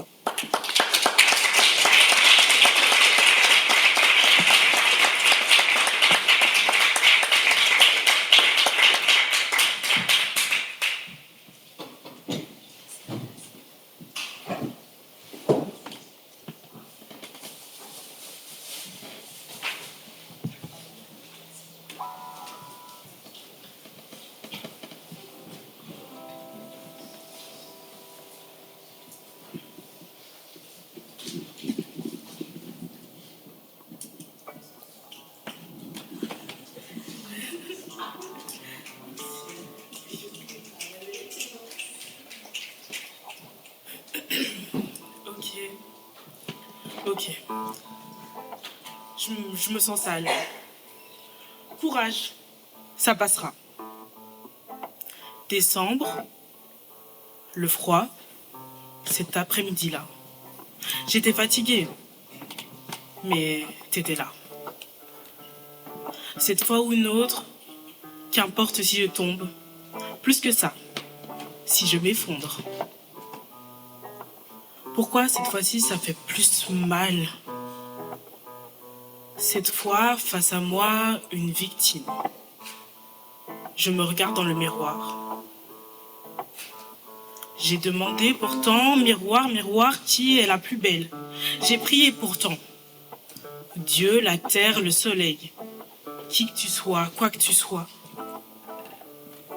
Je t'ai demandé de ne pas me faire revivre cela. Il m'avait dit qu'il me protégerait. Eux m'avaient dit que j'étais forte. Et que, courage, ça passera. Ça ira, tu tomberas sur quelqu'un de bien. Mieux que celui-là? Toute ma vie, on m'a répété qui ne dit mot consent. J'ai dit non, pourtant. J'ai dit que je ne voulais pas plusieurs fois. Je me suis de nouveau regardée pour voir si je n'étais pas aussi limpide que du cristal. Constat oui, tu m'as utilisé. Alors j'ai crié pour être sûre d'avoir une voix. J'ai hurlé, constat oui, tu ne m'as pas écouté. Je me suis mise à me laver, à me poncer la peau jusqu'à l'arracher. Je me suis détestée. Je me déteste encore d'ailleurs. Devant toi, je n'ai pas pleuré. Devant toi, je n'ai pas crié. Parce que tu ne m'aurais pas vu. Tu ne m'aurais pas entendu. Où es-tu, justice? Que fais-tu? Peut-être un jour, si je me déteste assez, plus personne ne voudra le toucher. Mon corps, celui que tu as tant relooké, regardé, utilisé, soi-disant désiré, mais surtout pas respecté. Je me dégoûte plus fort. Je me dégoûte encore plus fort. Je me dégoûte. Je n'ai pas accordé mes paroles à mes actions par peur d'encore plus d'invasion, par peur que tu m'obliges à recommencer cette action. Tétanisée, la première fois, les armes ne m'ont toujours pas été données cette dernière fois. Courageuse ou pas, constat non. Personne ne mérite cela.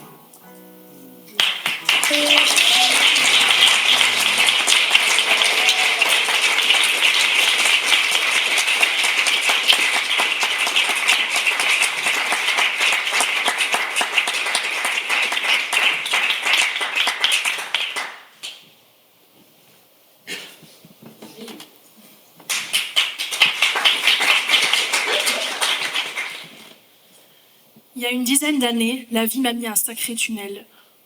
Le genre d'escape game jalonné par l'une ou l'autre lettre de rappel. Plafond de verre impossible à briser sans filet de sécurité. Donc je préfère te le dire d'emblée, je me passe de ton développement personnel aisé et de ta philosophie capitalisée. En fait, il y a comme un arrière-goût de classisme balistique. Ni que les mantras économiques, ni qu'encore plus le positivisme biblique.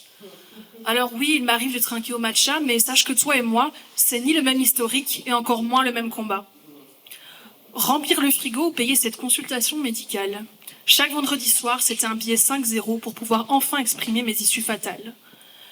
Puis j'entends que ça fait longtemps que j'ai plus souri, que je suis trop négative, que je déçois le gamme. Je t'explique, c'est Chéreau la psy pour exorciser le pot pourri et le vacarme mental. À duplifier dès le départ, pardon d'avoir entamé la vingtaine déjà fanée. J'ai comme un lien de parenté avec un daron bourdonné.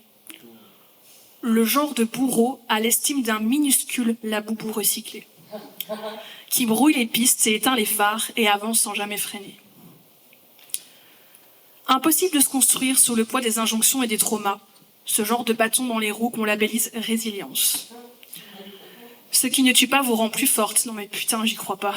Je vois surtout une série de daddy issues à cramer à l'essence. Seule, j'ai dû monter en neige les effets boules de gomme, taper dans la fourmilière, accepter le mauvais rôle, encore aujourd'hui. Mais sache que derrière chaque sarcasme se cachaient en fait 1000 larmes. Aveuglée par les rencontres toxiques en série, mes radars systématiquement en panne. Puis j'ai arrêté de chercher la compagnie des couteaux dans ma plaie, décidé de voir l'amour comme un jeu bien trop dangereux pour les chats échaudés. Je vous rassure, aujourd'hui, je suis enfin apaisée aux côtés d'un autre cœur, le genre d'amour rare qui transcend l'ombre du saule pleureur. Je découvre un nouveau droit, celui de ne plus être enraciné dans le passé. Qui sait, peut-être que les arbres maudits ne cachent pas une forêt calcinée. Mais parfois, il y a encore le ghost de la précarité qui me hante la nuit, et j'implore, pitié, laissez-moi fuir l'Arizona en chantant la boss Lady Lullaby, Théodora. Tant que j'ai le plaid et le bon sommier. C'est ça de se faire à manger à la sauce d'Oever et GLB. En Belgique, on apprend très vite l'humilité. Après la pluie vient le haut taux d'humidité. Oligarchie, concentration et cupidité. Perso, je refuse de plier boutique et de manière radicale. Je continue d'éviter le syndrome hypocrite et le déni de besoin vital. Marine, la drama queen, croit encore en quelques étoiles. Ma mère, ma sœur, l'accompagnement social et la sororité virale. Rendez-vous ce dimanche 8 mars aux environs de Gare Centrale. Pour boucler ma petite histoire, de l'eau coulera sous les ponts car je les ai coupés. Je vous demande juste de m'épargner les bucket lists car je viens tout juste de siroter ma paix. J'entends à nouveau les battements de mon cœur et je peux vous dire que ça comme plus fort que la toxique virilité.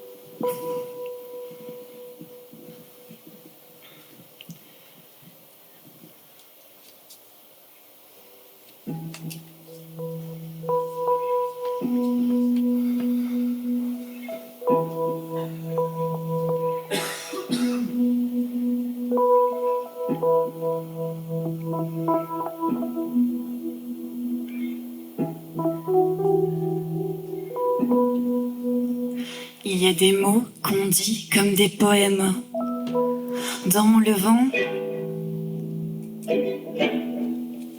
Il y a des mots qui parlent de changement, mais on les entend pas. Quand tu marches, il y a des mots qui te frôlent la joue pour t'embrasser, mais tu ne les ressens pas.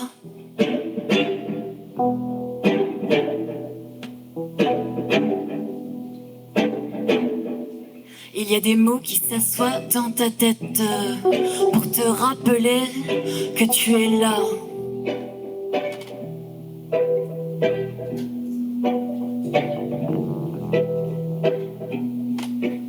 Il y a des mots qui s'arrêtent entre les oreilles et ne sortent pas, non jamais.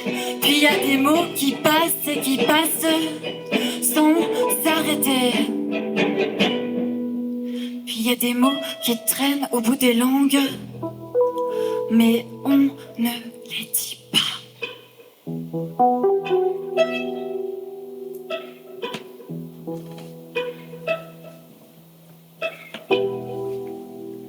C'est pour ces mots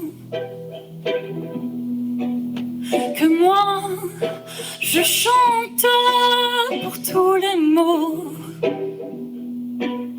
qu'on a zappé, pour tous les mots qu'on n'a pas osé dire, pour tous les mots, les poèmes, les pages et les écrits qui traînent dans les placards des oublis.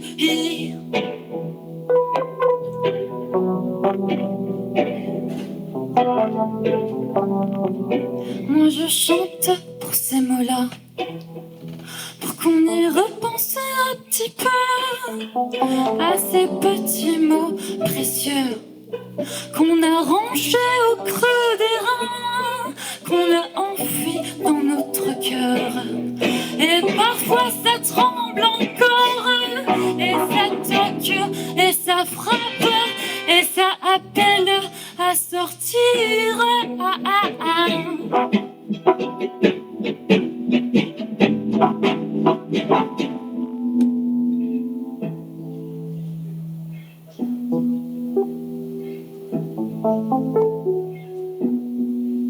Il y a des mots qu'on dit comme des poèmes dans le vent. Il y a des mots qui parlent de changement, mais on les entend pas. Quand tu marches, il y a des mots qui te frôlent la joue pour t'embrasser, mais tu ne les ressens pas.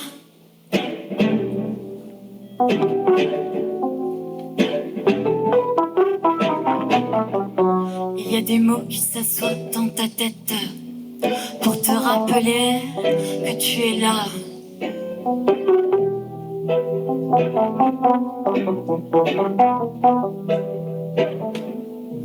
Que tu es là, que tu es là, que tu es là.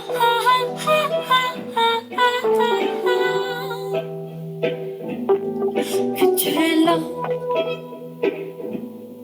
Que tu es là.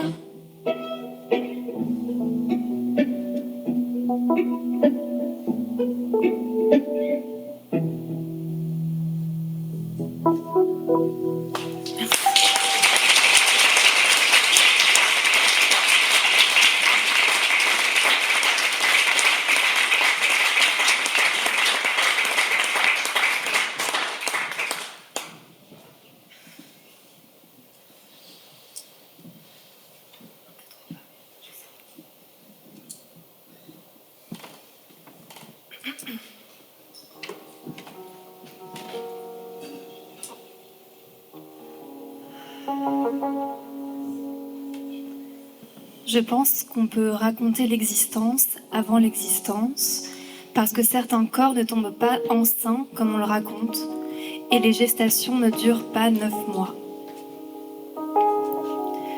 Plusieurs choses peuvent provoquer l'idée d'un ou d'une enfant, la présence d'un ou d'une enfant dans le ventre, dans les fleurs du vase du bureau, dans les mouches en nuages sous la plique lumineuse de la chambre.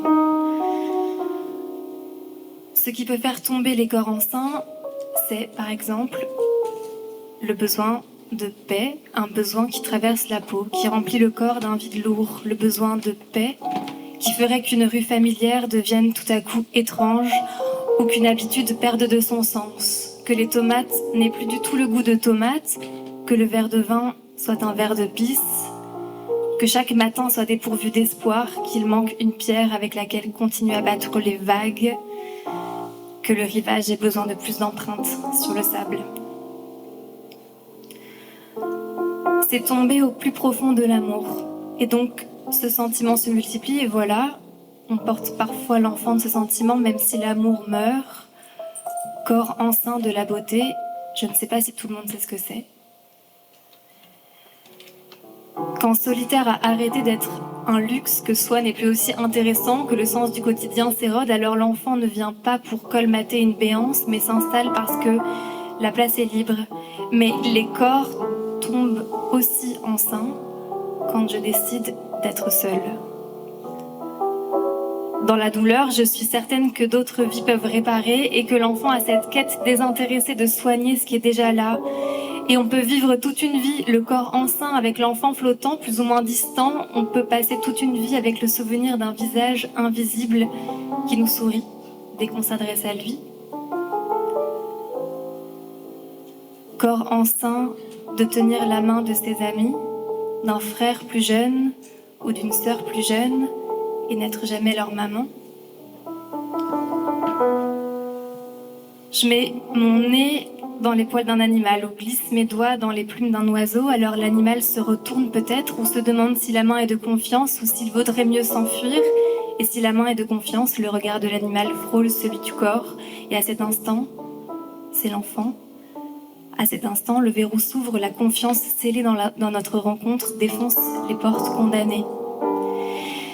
Ce qui peut faire tomber les corps enceints, c'est par exemple raconter des histoires. Et là, c'est un cas très particulier que personne ne sait expliquer, mais lorsqu'une histoire, avec un petit H, est en train de naître, une foule de petites images naissent et elles servent à écrire l'histoire, mais on ne peut pas toutes les utiliser. Beaucoup d'images s'évanouissent, ou bien restent là et attendent. Elles se font oublier, ou bien elles hantent. Puis le corps reste enceint des images qu'il n'écrit pas. Tomber enceint quand tué intentionnellement ou par accident, c'est indélébile. Puis tomber enceint quand faire l'amour dans une cabine sauna sous les arbres d'une île, n'en plus pouvoir de chaleur, sentir son corps étouffé, son corps rempli, son corps transpiré, son corps en plénitude sans toucher l'orgasme, sans atteindre le pic.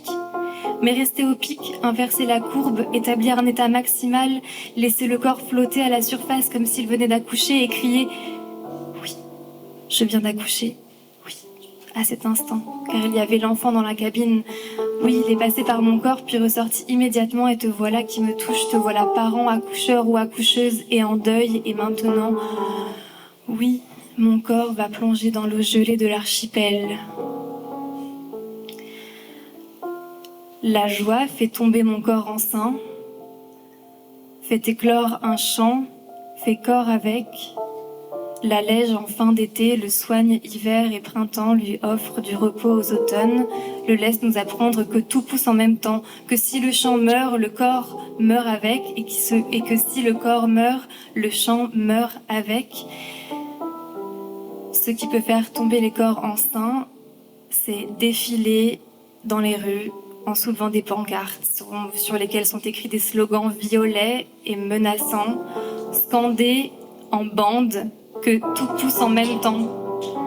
Tout pousse en même temps. Tout pousse en même temps.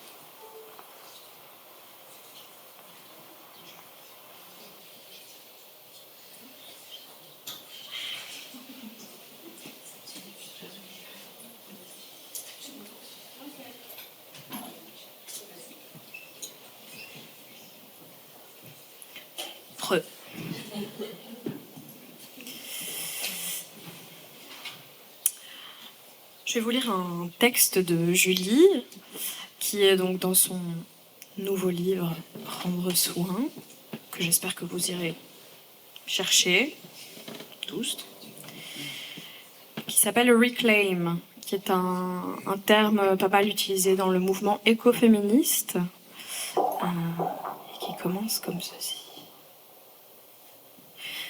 Quitter les plantes artificielles, les oiseaux Spotify, les parfums géranium de synthèse et la petite fontaine made in China. Balade dans les bois. Marcher. Me calmer. Odeur du pétrichor. Se connecter à l'houmous, à la fougère et à l'écorce.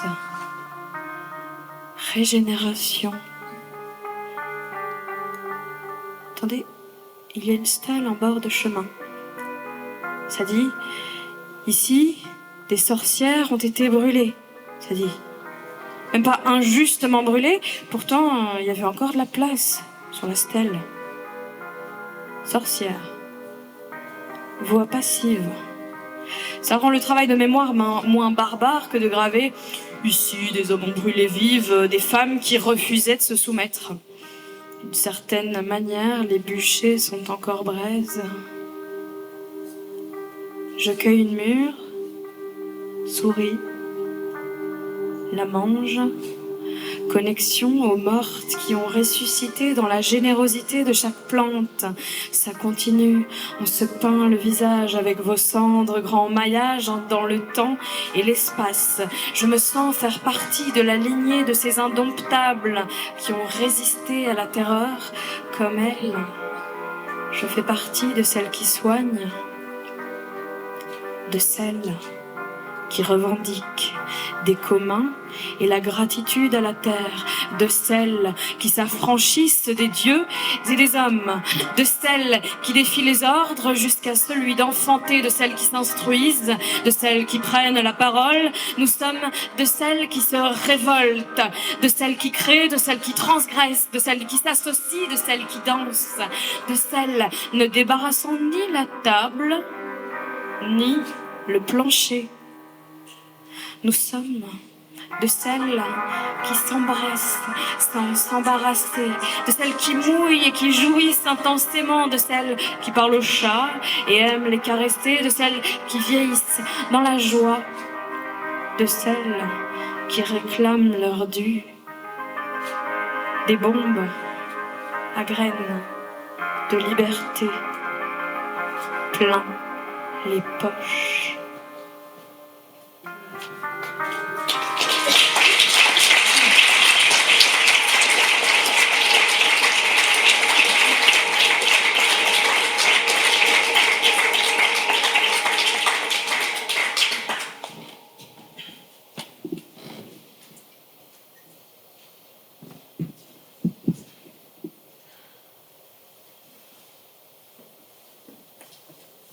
Voilà, c'est fini. Merci beaucoup d'avoir été là. Merci à nos invités Julie Lombé, Clémence Enflamme, à toutes les magnifiques personnes des scènes émergentes qui m'ont vraiment beaucoup troublée ce soir. Des personnes ont lu pour la première fois ce soir sur scène. Moi, ça me crée toujours une émotion dingue, avec tout ce tremblement, en fait, dont on a besoin. Donc ça, je trouve que c'est toujours merveilleux, quoi. Et je voulais vous dire que je vous remercie d'avoir été là ce soir, qu'on a senti vos vibrations jusque là-bas, et que les publics, comme on en a ici à la Chaire Poétique, c'est rare, quoi. Super beau, super sensible. On sent à quel point vous avez pris soin en collectif, comme disait Julie Lombé, de nous avoir accueillis de cette manière-là. Et je voulais vous dire toute ma gratitude pour ça, et de revenir souvent. Revenez, parce qu'on en a besoin. On a besoin de votre beauté aussi. Merci et rentrez bien. Et on se voit le 2 juin ici à la Maison de la Francité. Il faut que quelqu'un m'aide là. Avec Camille Pire et Hélène Justitia. On se voit aussi au Festival Matrimiel pour ceux qui me suivent sur les réseaux, où il y aura une chaire poétique absolument dingue aussi. Ça, c'est le 9 mai. Et après, la saison va continuer encore, donc c'est trop bien. Parce qu'on a parlé de la précarité ce soir. Et je voulais vous dire aussi quelque chose qui est important pour moi, c'est l'argent est disponible. L'argent est disponible. Ça, je voulais vraiment vous le dire, parce que dans des contextes où on nous dit que ça va pas, que c'est moche, qu'il faut arrêter la culture, qu'il faut arrêter la poésie, qu'on n'a pas besoin de poètes et de poétesses, d'abord, oui, on en a besoin à mort. Hein. Et aussi, il y a de l'argent, en fait. Il faut aller le chercher, juste, mais il y en a.